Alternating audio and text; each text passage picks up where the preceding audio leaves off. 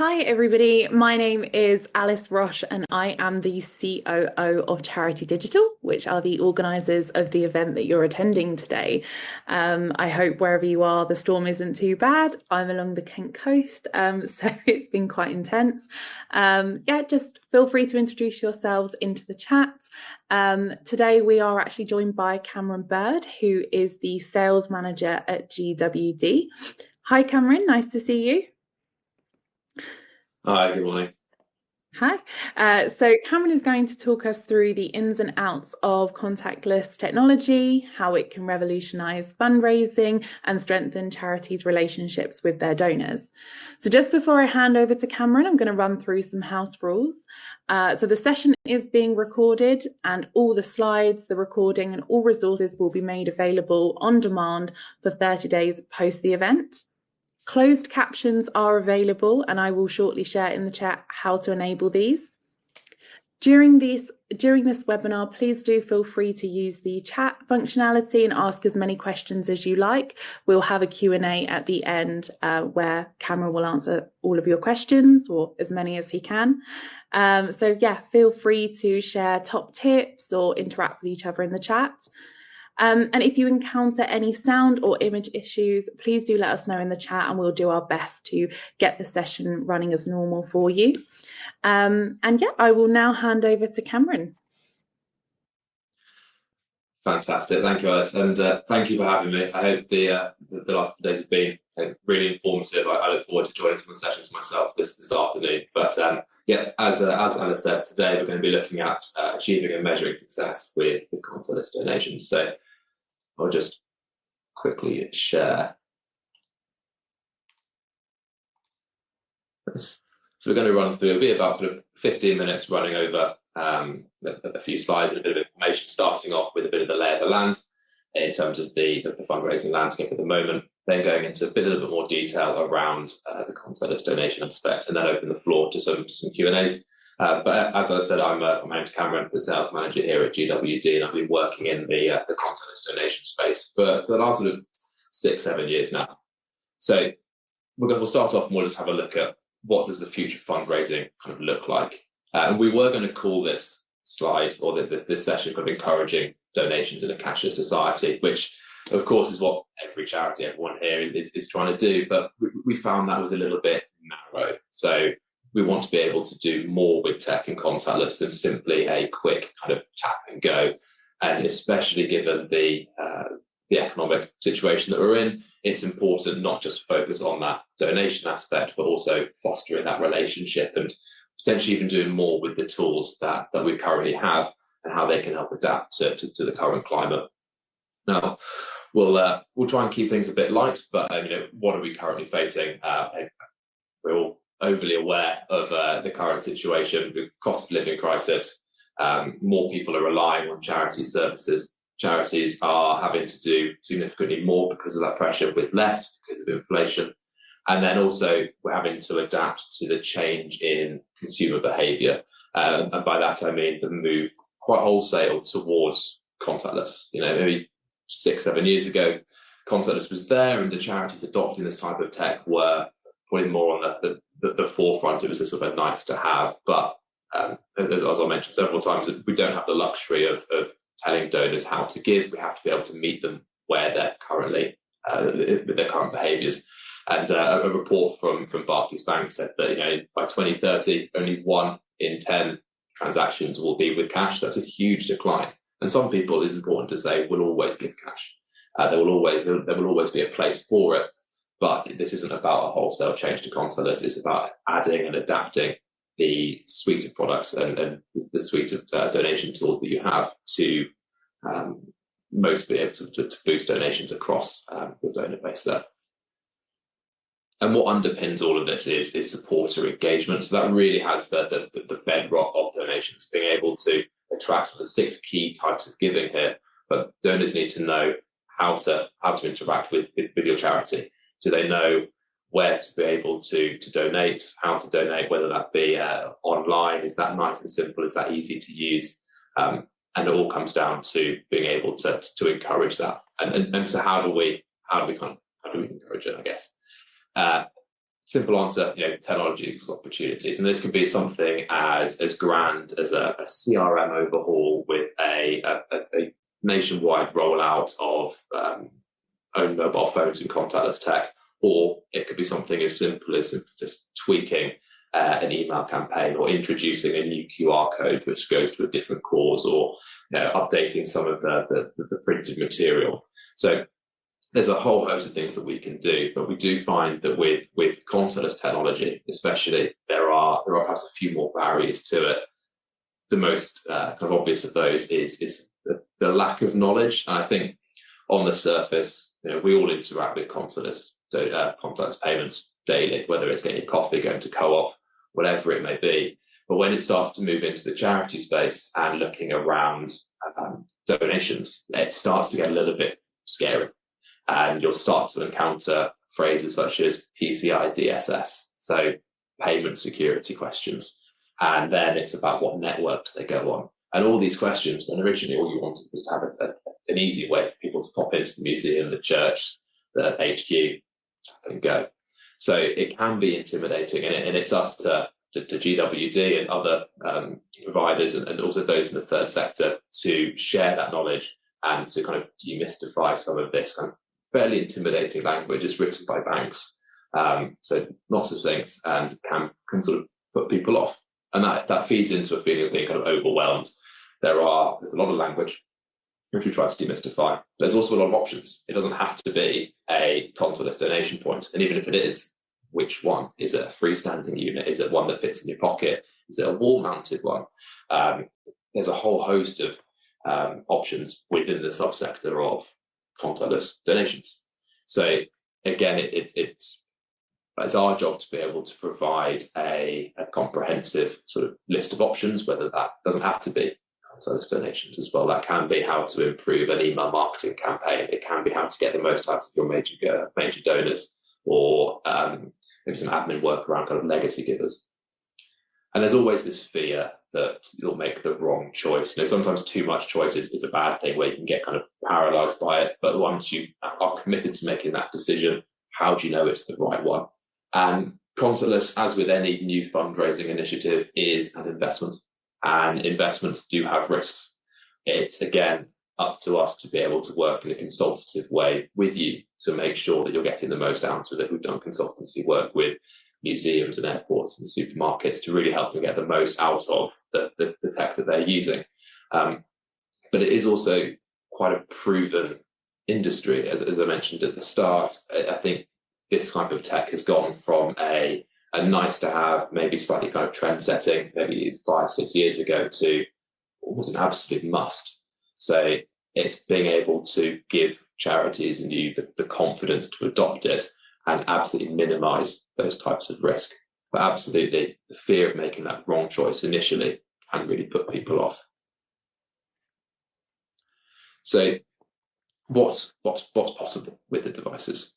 We went out to our client base and asked them, what are the key things that you look for in a donation station? And understandably, an ROI, return on investment, is number one. You don't want to put in a bit of tech that's designed to generate money and it not do that. So understandably, probably one of the most important, number one. Then secure and consistent donations. So the security surrounding the donations, as I mentioned earlier, around payment security. You want to make absolutely sure that when I donate, it reaches you. And then there's a few added features, and gifting came up as number one. Being able to get that uptick from the government there.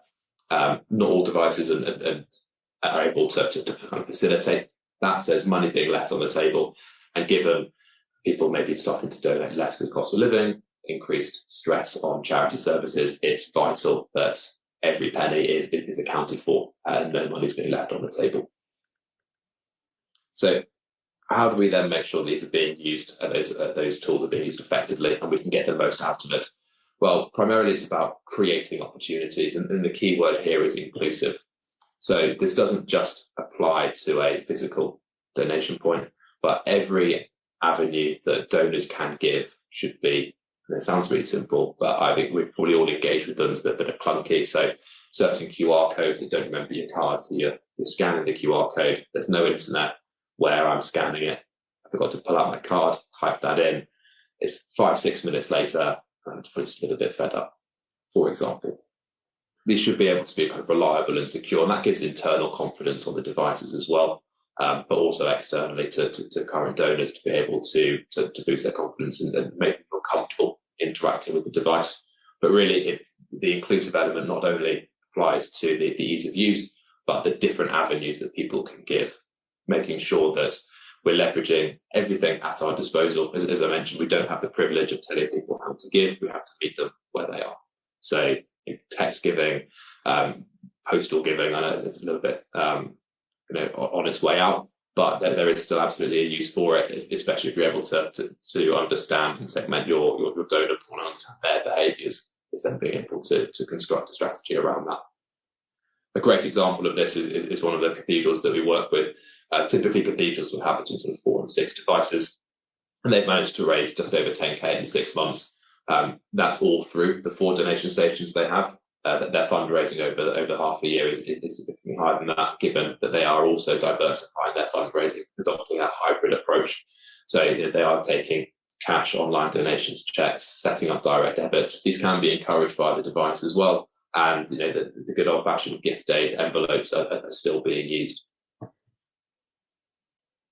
Another way of being able to boost those initial features and get the most out of this type of tech is kind of branding, messaging, and presence. So I think this sometimes is overlooked. The importance of strong visuals, powerful messaging, and positioning of the device is just as, if not slightly more important than the device itself. I'm frequently asked, what do the most successful charities do? How do we really boost donations? And the answer is having a healthy ecosystem around the device. So you can have the best device in the world, but if you put it in a cupboard and it's not turned on, it's a waste of money. It's not going to do anything.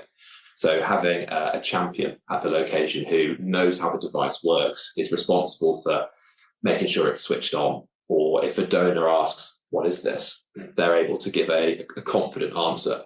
Because if that answer is slightly uncertain to a donor, that donor is unlikely going to donate on that device, regardless of what it looks like. In addition to the branding as well, it's important that the device is immediately obvious from a distance what it is. So a great example is in a museum. You don't want that device to be confused with a kind of an information point about the near exhibit. It needs to have an emotive call to action. It needs to have bright, backlit, moving screens that attract and draw the eye to make it abundantly clear what it is. I know we spoke previously about having that cathedral with 4 devices and how successful they made it, but this shows clearly that even with one device, if it's effectively branded and signed, they can have a huge impact. A boost of 20% for any charity is monumental. And what we're able to do here is work with our designers, who work with the vast majority of our charity partners to help design emotive imaging, great call to actions to really drive donors over to the device, confident they know what it is, how it works, without having a member of staff have to stand by. I think it press here, press there. It's absolutely important that we introduce tech in a way that doesn't already add a burden to an already stretched fundraising in the community staff. And then finally, it's making it go further. So we mentioned at the start we're going to call this encouraging donations, but that's slightly too narrow. And this is part of the reason. It's about being able to get the most out of that quick, emotive feeling that a donor has. So that is done primarily through sort of the storytelling, the brand imaging on the device, but also the environment they're in, maybe the engagement with some of the staff as well. And then taking that further is being able to add things such as gift aid. So you're getting that 25% uptick, but also devices are able to sign people up to newsletters. So if we look at, say, the cost of living crisis, people may be donating slightly less. Maybe I'm donating £3 and not £5, but I've now signed up to gift aid and I've signed up to your newsletter, so I know about the next event. Could very well argue that's worth it to that one-off £2 deficit there. And then finally, it's the donor data. So really trying to understand how your donors behave, what resonates most with them. Are there certain causes that the device is set up to take that resonate more with certain demographics, or is one more just popular generally with the donor base?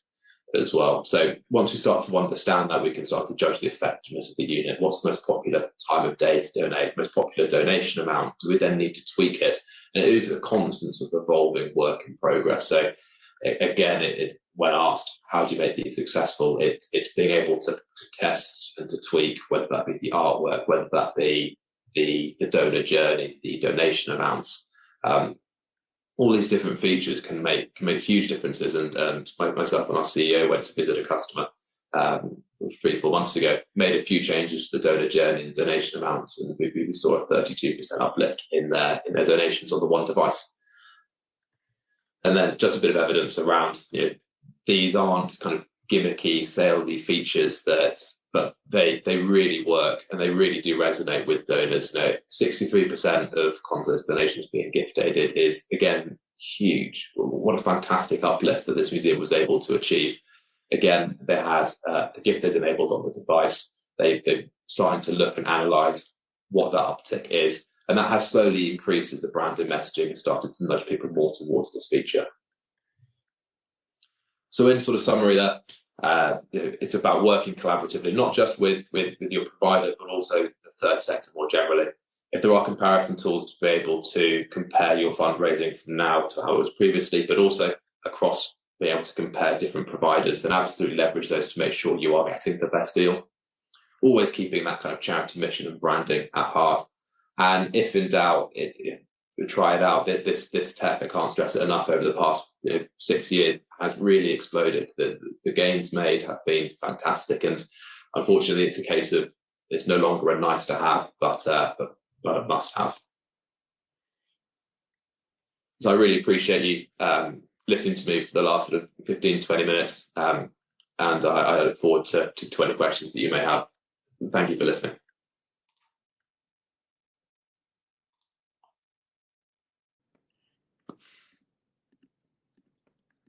Hi, Cameron. Thank you so much for that. That was brilliant.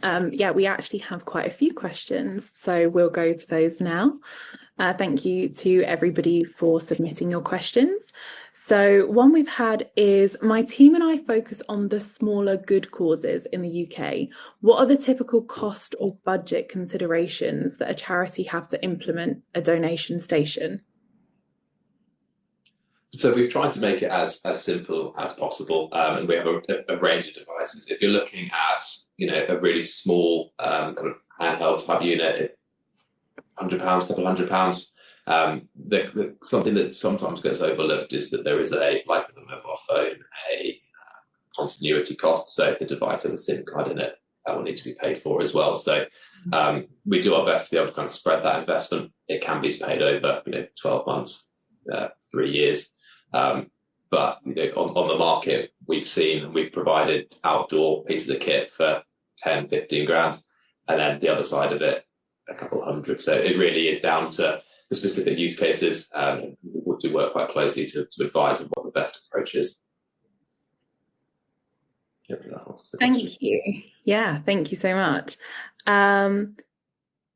So another one is, have charities with shops found that these work in a retail location?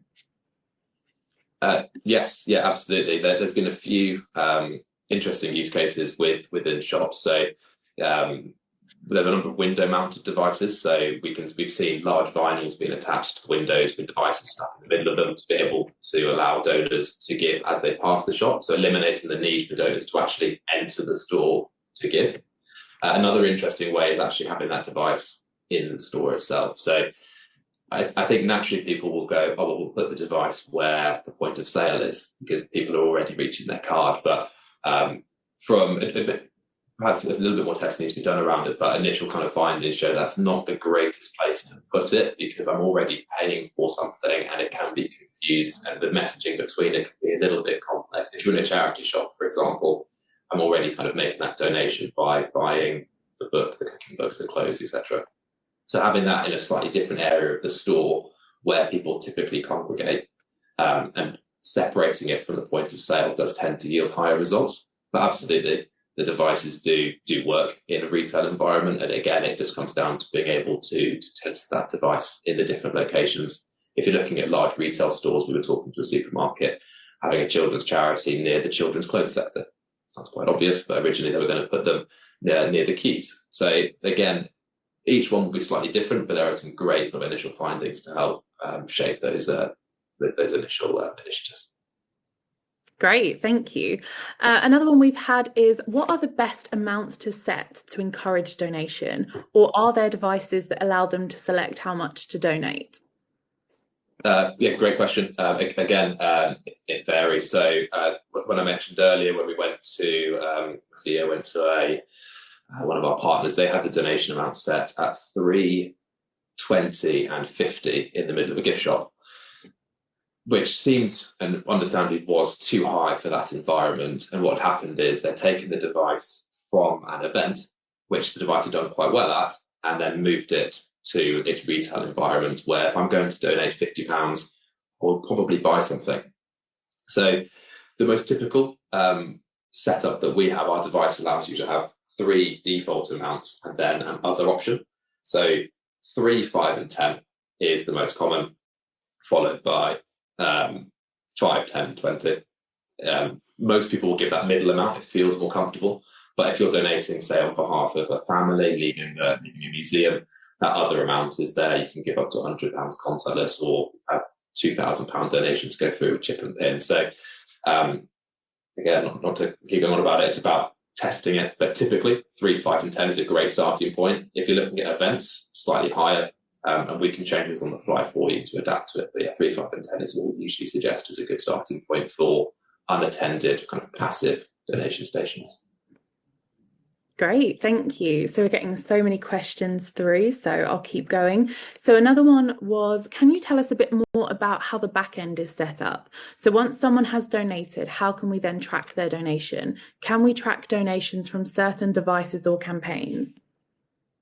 Yeah, absolutely. And I think part of the key element of adopting contactless and being able to have digital payments is that data side of it. So the back end of it, the device will link directly to one of your nominated bank accounts. So the money is then sent through as a lump sum, so you don't get every kind of single donation come through ad hoc, which finance teams will be breathing a sigh of relief, having not to reconcile every £3 donation that comes through. So it comes through as a one-off. But you can look on the portal, and that will segment fundraising into 3 sections. You have your transaction report, so that will show you every donation, the time, the last 4 digits, the card number, because that's anonymous, and the gross and net amount. Then you have your gift aid reports, and then you also have your marketing questions as well. So do you want to keep in touch? Yes, no. Sign up for direct debits? Yes, no. So absolutely, you can then filter that by device. And then also the devices allow you to have what's called causes. So on the device, you can have 3, 4 different causes, such as the church roof, Sunday school, the local food bank. And then using the portal, you can see on the device which cause resonated most with the donor base, and see how much each cause raised. And I think that really helps. It makes the donation seem more tangible. And also, as I said, you see what resonates most. So absolutely, you can get quite carried away with some of the analytics you can do on it all downloads into a CSV file as well, so you can play around with that as well. But absolutely, the reporting is key. Great, thank you. That's really useful. Lots of compliments in the chat for all of the great information as well, Cameron. So thank you. Another one is, how can charities without an office or public permanent space make use of contactless fundraising? Yeah, another great question. So a couple of ways immediately kind of spring to mind. One is it depends if there is face-to-face fundraising. So if you are out and about, we are seeing a bit of a resurgence in that. Maybe not because of the storm, but hopefully it's only temporary. There are devices that can fit into a back pocket, and so you don't necessarily have to have a large open space. But something that we've seen more so since the kind of end of COVID, you can say at an end, is corporates kind of stepping up, and rather than just offering a big check with £10,000 on it that goes to the local newspaper, they're investing in contactless tech, but also providing their space as a place to host it. So a great example, I'm sure they wouldn't mind us shouting out, is Pirelli. They're hosting donation stations for Prostate Cancer UK in their garages. Very male-dominated spaces, and Prostate Cancer UK have said that they have a limited through traffic of donors. but Pirelli garages are obviously quite busy. So they've stepped forward and have said, look, we'll sponsor a device plus give you access to our customers as well. So if you're able to leverage any kind of corporate fundraising relationships you have, even better if you get them to pay for it, then absolutely it's worth a conversation. Otherwise, it's looking at what different devices have. If you don't have maybe a store that's open from the outside, so you can do kind of window donations, or a device that can fit into the back pocket. It'd probably be my initial suggestions. Great. Thank you. And I've had a question. Do you do packages for events? So hire for a limited time? Yeah, absolutely. Absolutely. We'd look to find out exactly a bit more detail about the events, how many people are going, is there Wi-Fi, does the device need to be offline, how many entrances, exits, all that kind of stuff, and we can put something together bespoke for that event. So yeah, it's not just a case of adopting it and purchasing a device and having it forever. We can be quite flexible around the different event packages there as well. So yeah, get in touch and we can chat more about it. Great. So we're going to do one or two more questions. And then Cameron, I know you had a poll, didn't you? So should we do the questions first and then we'll do the poll? Yeah, absolutely. Sure. Okay, great. So just trying to get through as many as possible. So we've had one that says, what is the average cost of setting up a donation station? Again, it depends on the type. Yeah, I'm happy to share sort of a pricing brochure around it. If you're looking at having a small handheld, a couple £100. If you're looking at having kind of a fully branded everything kind of attached, you're looking closer to sort of 750 to 1,000. But again, that doesn't always have to be kind of an upfront cost. Or if you're looking at something huge and outdoors, 10, 15 grand, that we do kind of experiential giving as well. So when you donate, something on the screen will happen, it can play sound. You can put sensors on it, so if people walk past, it can talk to them. It really depends on what you want to happen. We are, at the end of the day, a tech company, so let us know. So the budgets the costings do vary, but if we look at sort of most common is about sort of 750 to £1,000, but that cost doesn't have to be in a one-er. It can be spread out. We can do trials. We can do short-term rentals. So I appreciate it's an investment. We appreciate that. So we want to do our absolute best to prove that use case before kind of a full commitment's made. Great, thank you. And yeah, we'll end now on the poll. I'm sorry that we didn't get through all the questions. There were so many, but we do have virtual booths and a networking platform for you to reach out to Cameron and find him afterwards. Yeah, okay, should we go for the poll and then I'll just introduce the next session?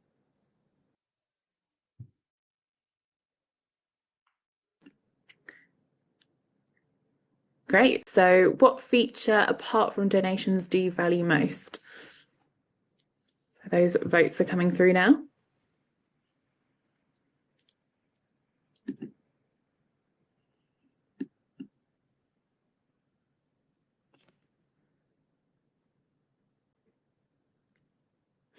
It's funny seeing it update. I thought it was going to be a resounding gift aid integration. Yeah, that's been one of the most kind of hotly requested sort of features that we released. But I guess then it's the data side of it. Maybe it's being able to understand exactly how your donors behave. Absolutely paramount, because that then leads to the gift aid kind of functionality to it. Seems quite neck and neck with donor data and gift aid integration, actually. So hopefully that's helpful for you, Cameron, to take back to GWD. Probably split between finance and fundraisers on the call. Yeah, absolutely key. Thank you to everyone who answered us. It's super helpful. Definitely. So you can actually rate the session by selecting the stars underneath the session title. Just again, all the resources from this session will be made available by the end of the week, and they'll be on demand on this platform for 30 days. So it's now time for lunch. So feel free to go and eat something. Maybe don't go for a walk in this storm. I think people locally to me are being told to not venture out, and I keep seeing people walking their dogs. So that's a bit insane. But yes, the next session is on in an hour's time. So there's nothing now for an hour, but the next one will be on how to become a ChatGPT ninja with Ian McClintock from Charity Excellence. So yeah, run, don't walk to that. And then once you've had your comfort break, feel free to join our networking area, which is the little armchair icon at the top. You can then chat with your peers and network and ask questions to the speakers. And do feel free to check out our partner booths as well as the Charity Digital one if you don't really know what we do as a registered UK charity ourselves. I will paste the link to the partner booths now. And of course, do please connect with us on X and LinkedIn using the hashtag Charity Digital Summit. I will just post that partner link now to everybody. But thank you so much, everybody, for joining. Thank you for all of the information, Cameron. It's been really, really useful. And yeah, hopefully you can reach out to Cameron and get some of those questions answered. Thank you, everyone. And Alice, thank you again for having me. Enjoy the rest of the show. I hope forward to speaking to some of you soon. Sure. Bye, everybody.